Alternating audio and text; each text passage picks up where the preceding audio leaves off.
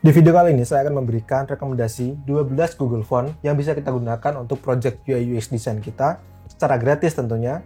Namun sebelumnya, intro dulu.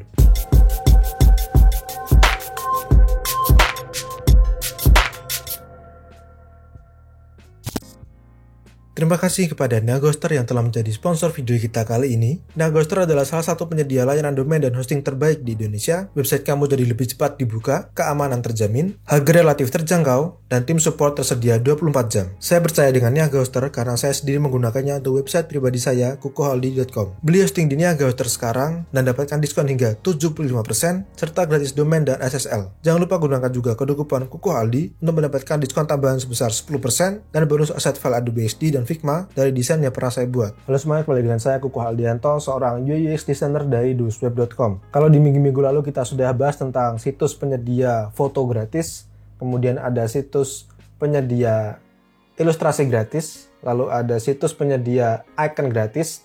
Linknya akan saya cantumkan di deskripsi di bawah ketiga video tadi, oke? Dan sekarang kita akan membahas tentang font yang juga gratis tentunya. Font adalah salah satu elemen penting dalam UI UX design karena copywriting dalam UI UX design itu dibuat menggunakan font. Dalam video ini semua font yang kita bahas berasal dari Google Fonts. Kenapa?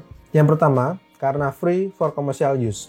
Di sana banyak sekali font, puluhan bahkan ratusan font, dan semuanya itu bisa kita gunakan secara gratis di project UI UX design kita maupun di project desain yang lain. Untuk lengkapnya mari kita buka halaman terms of use-nya, license-nya di sini developers.google.com/fonts, oke? Di sini bisa kita baca free to use. All fonts are released under open source licenses. You can use them in any non-commercial or commercial project. Jadi sudah jelas di sini semua font yang ada di Google Font ini memang bisa kita gunakan untuk personal dan komersial project. Oke, jadi itu adalah alasan pertama mengapa kita menggunakan Google Font. Alasan yang kedua adalah developer friendly. Artinya para developer bisa menggunakan Google Font ini secara mudah karena Google Font ini bisa digunakan langsung secara online. Tinggal kita menyisipkan kode untuk import atau embed. Akan saya tunjukkan bagaimana caranya. Di Google Font ini misalkan kita pilih yang Roboto, oke. Lalu kita select di style misalkan ini ya. Nah, di sini ada pilihan tab embed.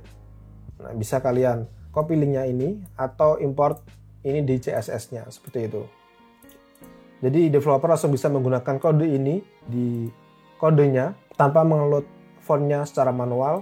Hal ini juga bisa membuat website kita menjadi lebih cepat seperti itu. Lalu mungkin ada yang nanya, Mas, kalau misalkan kita download di Dafont, web seperti Dafont, salah satu website populer penyedia font, apakah itu bisa digunakan secara komersil? Jawabannya tergantung. Tergantung font yang kita download. Mari kita buka Dafont sebentar. Di dafont.com, saya yakin juga banyak teman sudah tahu website ini. Di sini license-nya itu berbeda-beda tergantung font yang kita download. Misalkan di sini free for personal use. Free for personal use artinya font ini bisa digunakan tapi hanya untuk personal use saja, tidak bisa kita gunakan untuk project dengan klien. Untuk lengkapnya bisa kalian klik linknya di sini, nanti kalian baca sendiri di sini, oke. Jadi kalau kalian pengen menggunakan font dari Dafont yang digunakan untuk komersil, pastikan license-nya ini adalah 100% free. Coba contohnya kita search Roboto di sini. Roboto. Nah, seperti ini. Roboto license-nya 100% free karena ini memang dari Google Font, jadi bisa kita gunakan secara free for commercial use. Oke. Jadi itu adalah alasan kenapa saya merekomendasikan Google Font, karena kalian tidak perlu repot-repot membaca license-nya di sana. Karena semua font yang sudah ada di Google Font ini memang gratis for commercial use. Oke, mungkin sudah banyak dari kita yang mengetahui cara mendownload font dan menginstal font itu di komputer kita itu bagaimana. Tapi ternyata saya sering menemui pertanyaan ini. Mereka masih kebingungan bagaimana cara mengambil font dari Google Font misalnya, lalu dimasukkan ke Adobe XD atau Figma atau AI seperti itu. Jadi sekalian kita akan tunjukkan caranya. Pertama kita ke websitenya Google Font di sini, oke. Misalkan kita mau download Roboto di sini, kita klik, lalu kita download family, dan dia akan terdownload sendiri. Kalau sudah terdownload, kita buka di Explorer, misalkan di sini, kita buka di Windows Explorer, kita ekstrak, Kalau sudah, kita select semuanya, lalu klik kanan dan install for all users seperti ini. Tinggal kalian tunggu sampai prosesnya selesai. Oke, kalau sudah, font ini akan otomatis muncul di software kalian. Misalkan kalian buka di Adobe XD, di Adobe XD kalian akan otomatis muncul pilihan font Roboto ini.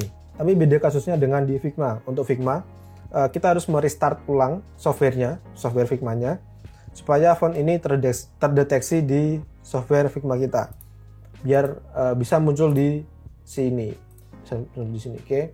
Jadi untuk Figma, khusus untuk Figma harus di restart ulang, close dulu baru buka lagi. Nanti fontnya baru bisa kedetek di sini. Oke, seperti itu ya. Seperti yang kita bahas tadi, font di Google Fonts ini banyak sekali jumlahnya. Tapi di sini akan saya beri rekomendasi 12 Google Font yang memang sering saya gunakan sendiri di desain saya. Nanti juga akan saya tunjukkan contoh-contoh desain saya yang menggunakan 12 Google Font ini. Oke, langsung saja ke font yang pertama. Di sini ada Roboto. Oke. Roboto, untuk mencari fontnya Roboto misalkan di ini ya, misalkan kalian pengen cari di Google Font, kalian search saja, kalian ke home, lalu search Roboto di sini, nanti akan muncul sendiri di sini. Oke, jadi itu adalah cara mencarinya di Google Font. Oke, kita kembali ke Figma. Oh ya, ini softwarenya namanya Figma, software untuk mendesain, untuk membuat UI UX design. Sudah pernah saya buatkan tutorialnya lengkap. Akan saya cantumkan videonya di atas ini, silahkan tonton dulu kalau kalian belum nonton. Oke, kita lanjut. Google Font yang pertama adalah Roboto. Di sini Roboto biasanya sering saya gunakan untuk body font, artinya untuk font yang seperti paragraf teks seperti ini, bukan judul seperti ini. Oke, kenapa saya suka Roboto? Karena clean, kelihatannya itu clean ya, bersih. Ini contohnya saya gunakan di website arsitektur dan sangat cocok menurut saya seperti ini. Oke. Kita lanjut ke font yang kedua. Ada Playfair Display. Oke, seperti ini. Ini biasanya untuk judul memang, untuk title atau heading seperti ini. Font ini biasanya digunakan untuk desain yang mempunyai style feminim atau classy seperti itu. Ini website untuk pembelian balon custom dan memang pemiliknya juga perempuan. Dan kebanyakan customernya juga perempuan. Dan saya rasa font Playfair Display ini cocok untuk website ini. Oke. Playfair Display mempunyai 3 style, regular, bold, dan black. Kalian bisa kira-kira sendiri mana yang paling cocok untuk desain kalian. Kalau yang ini saya pakai bold. Oh ya, untuk yang Roboto, tadi saya pakai regular kalau nggak salah. Oh ya, benar, regular. Usahakan jangan menggunakan light kalau di body text karena ini akan terlalu tipis.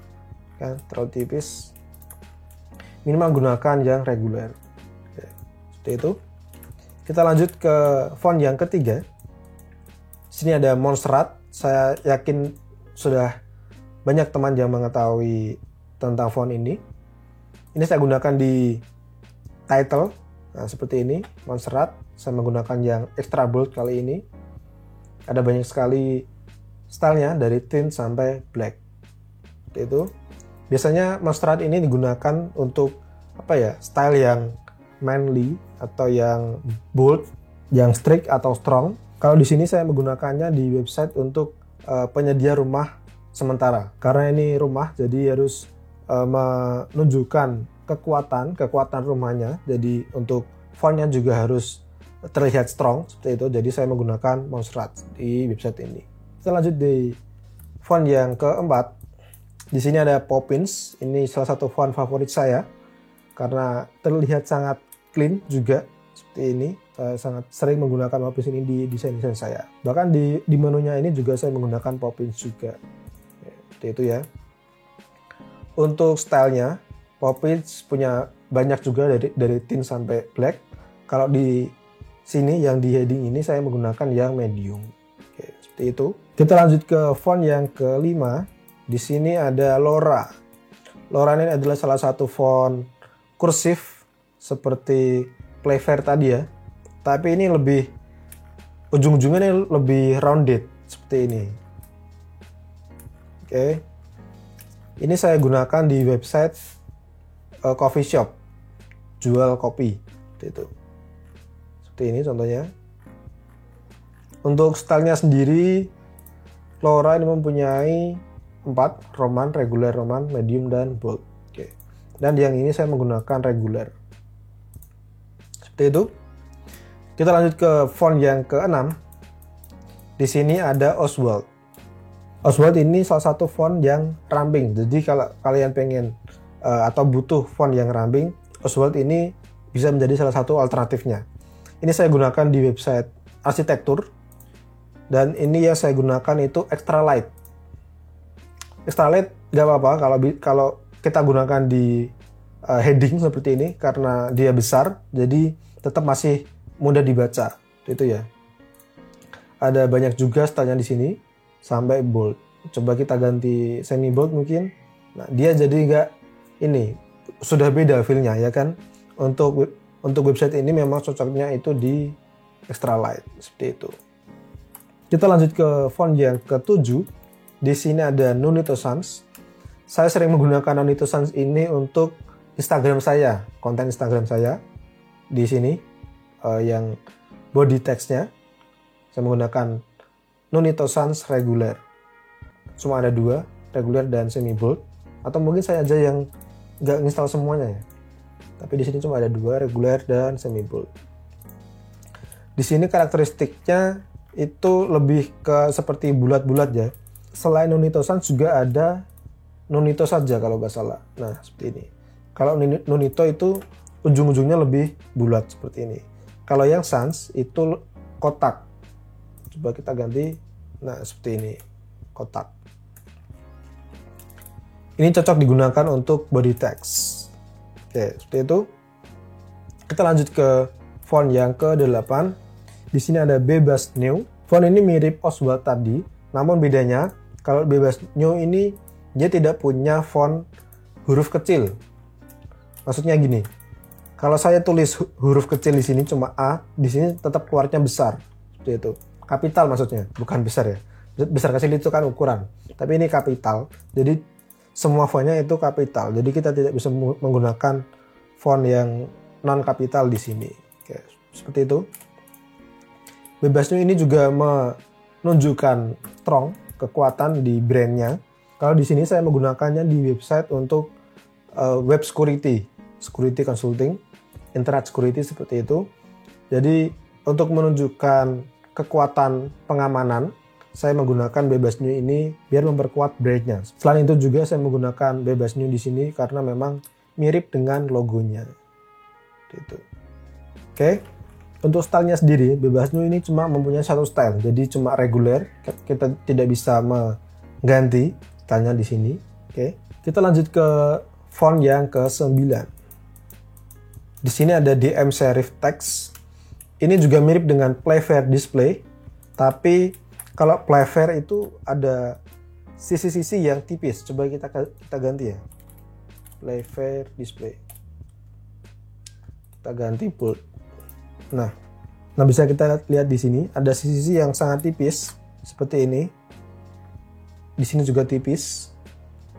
Kalau di DM serif ini lebih tebal. Jadi lebih kelihatan dan lebih mudah dibaca menurut saya. Di sini saya menggunakannya di website untuk jualan musik klasik seperti trompet atau trombon seperti itu. Jadi DM serif ini cocok untuk brand atau style yang klasik seperti itu ya. Seperti ini contohnya. Untuk stylenya sendiri cuma ada satu reguler, tapi bisa kita buat italic. Nah seperti ini. Oke, jadi ini adalah DM serif. Ini juga saya sering menggunakannya akhir-akhir ini untuk website yang classy seperti ini. Kita lanjut ke font yang ke-10. Di sini ada Questrial. Karakteristik dari font ini adalah rapi, sangat rapi. Coba kita lihat di sini. Di sini seperti garis lurus, ya kan? Oh sorry, kita ke garis. Nah ini sangat rapi atas dan bawahnya. Jadi kalian bisa menggunakan font ini jika kalian pengen menggunakan font yang benar-benar rapi. Biasanya bisa digunakan untuk website fashion atau website yang feminim seperti ini. Kalau ini adalah website untuk jualan cincin pernikahan dan tunangan. Oke, seperti itu ya. Sini Equestrial. Untuk stylenya sendiri cuma ada satu, yaitu reguler. Kita nggak bisa menggantinya di sini karena cuma ada reguler saja. Untuk di sini juga bisa kita gunakan sebagai body text. Jadi cocok untuk heading dan body text juga. Oke. Semuanya ini pakai Equestrial. Kita lanjut ke font yang ke-11. Sini ada Canit. Awal kenapa saya menggunakan Canit ini adalah font ini adalah salah satu font yang jarang digunakan. Jadi saya pengen menggunakannya di website portofolio saya supaya terlihat unik karena belum banyak yang menggunakan font Canit ini. Jadi ini adalah website portofolio saya kukohaldi.com. Bisa kalian cek di sana, sudah live juga. Saya menggunakan Canit di headline-nya. Sini dan di sini. Tapi untuk font, untuk body text-nya saya menggunakan Roboto. Untuk stylenya sendiri, Canit ini mempunyai banyak juga dari extra light sampai black. Coba ini kita ganti menjadi black. Ini terlalu tebal sepertinya. Oke, extra bold, nah, seperti ini. Kalau di sini saya tadi pakai semi bold. Oke, seperti ini. Kita lanjut ke font yang 12 dan yang terakhir.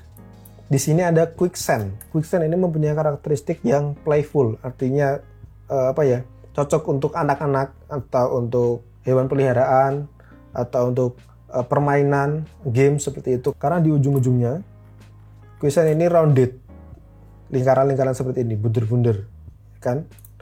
Jadi cocok untuk desain style yang playful. Di sini saya menggunakannya di website untuk jualan print foto yang target marketnya itu adalah anak-anak dan hewan peliharaan. Jadi saya rasa Quicksand cocok untuk website ini. Oke. Saya menggunakannya di semua teks, bahkan di buttonnya juga saya menggunakan Quicksand. Untuk stylenya sendiri, di sini ada 4, light, regular, medium, dan bold. Bisa kalian sesuaikan dengan kebutuhan kalian. Kalau yang di sini saya menggunakan bold, seperti itu ya. Jadi itu adalah rekomendasi 12 Google Font yang sering saya gunakan. Semoga list tadi bisa menjadi inspirasi atau referensi bagi teman-teman semua untuk project UI UX design kalian maupun untuk project desain yang lainnya. Karena saya yakin banyak teman-teman di rumah yang mempunyai koleksi font di komputernya itu banyak sekali, tapi yang digunakan paling cuma 1-2. Dan di sini saya tambahi beberapa rekomendasi font. Semoga bisa mengurangi kebingungan teman-teman untuk menggunakan font yang mana. Oke? Itu dulu video kali ini. Jika kalian tertarik untuk melihat video UI UX design yang lain, akan saya cantumkan playlistnya di atas ini. Follow juga Instagram Kukohaldi karena di sana saya sering sharing tips-tips tentang desain dan freelance. Saya juga sering sharing lowongan pekerjaan untuk UI UX design dan share juga video dengan teman-teman kalian supaya mereka juga mendapatkan manfaatnya. Dan pesan saya adalah desain dulu aja. Nanti juga bisa. Saya Kukohaldianto, pamit.